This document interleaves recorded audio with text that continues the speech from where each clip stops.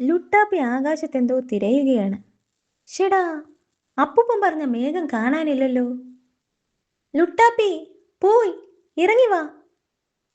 വിക്രമനും മുത്തും ഹും ഒരു പണി ചെയ്യാൻ സമ്മതിക്കില്ല. വേഗം. അതെ, പെട്ടി പോലെ ഉപയോഗിക്കാവുന്ന മേഘം. അതിൽ സാധനങ്ങൾ ഒളിപ്പിക്കാം. എന്നാ പിന്നെ ഞങ്ങളെ അതിൽ ഒളിപ്പിക്കടാ. അത് അപ്പൂപ്പനോടൊന്ന് വിളിച്ചു ചോദിക്കണം. ഹലോ അപ്പൂപ്പ. അപ്പൂപ്പൻ സമ്മതിച്ചു.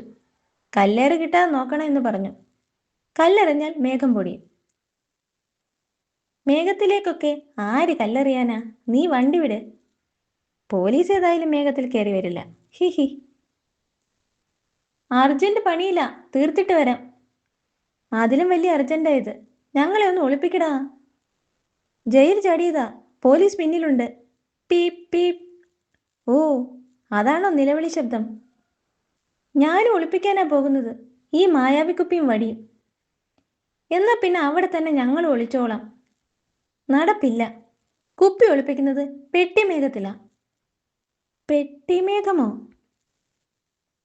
അല്ല, മായാവിയെ കിട്ടിയിട്ട് മേഘത്തിൽ വയ്ക്കുന്നത് മണ്ടത്തരമല്ലേ? അഹങ്കാരം തീർക്കാനാ. 2 ആഴ്ച മേഘത്തിലിരുന്നാൽ എന്നെ പോലെ മര്യാദക്കാരനാവും. അതോടെ നിന്റെ പണി പോകുമോ? കരുനാക്ക് വളയ്ക്കാതെ പെട്ടിമേഘം കണ്ടുപിടിക്ക്.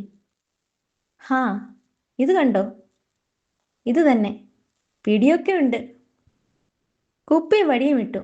നിങ്ങളും ചാടിക്കോ. He he. പുകയിലേക്ക് ചാടുന്നത് പോലുണ്ട്. നീ പോയിട്ട് രാത്രി വാ. ഓക്കെ. ആ കുപ്പി എടുത്ത് താഴേക്കിടരുത്, പറഞ്ഞേക്കാം. തിന്നാൻ വല്ലതും എടുക്കാമായിരുന്നു. വിശക്കുന്നു. വല്ല കിളിയും പറന്നു പോകുമ്പോ പിടിച്ചോ. He he. പോലീസ് ജീപ്പാ താഴെ. തല പുറത്തേക്കിടാതെടാ, അവന്മാര് കാണും. ഏതായാലും നല്ല ഹൈറ്റിലാ, ആരും കല്ലെറിയില്ല. കല്ല് കല്ല് വരുന്നടാ. അയ്യോ, ചതിച്ചു. ഉൽക്കയാ, ഉൽക്ക.